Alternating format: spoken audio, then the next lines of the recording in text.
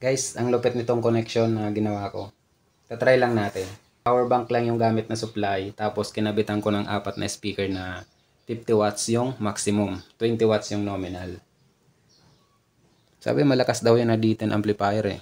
Try muna natin sa power bank. Susunod, mamaya sa AC na 220. Yung connection pala niyan guys, series parallel. Para yung impedance ay 8 ohms pa din. Hello everyone, this is Baboy Vlogs. Don't forget to subscribe.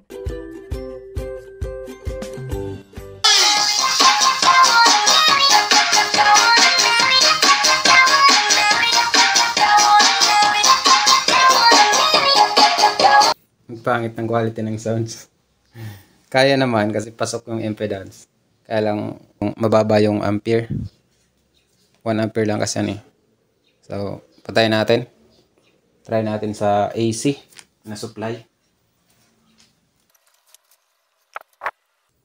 Guys, try nga natin kung talagang malakas tong D10 amplifier.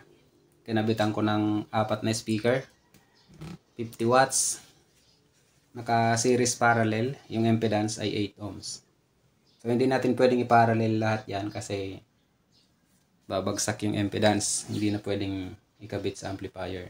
Mamaya, tatry natin yung dalawang speaker. Siguro yun yung mas maganda yung quality ng sounds kasi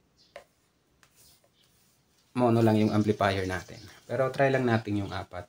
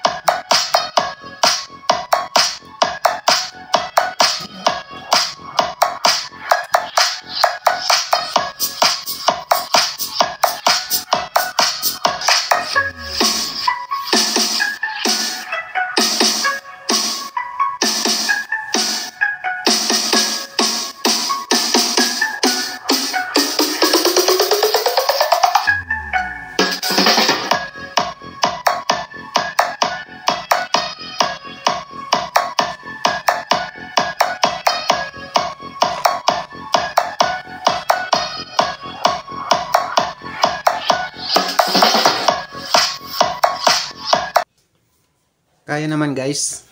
Pero sa tingin ko mas maganda yung quality ng sounds niyan pag dalawang speaker lang. Tsaka tweeter. So tanggalin ko muna yung dalawa. I-parallel natin yung dalawang speaker.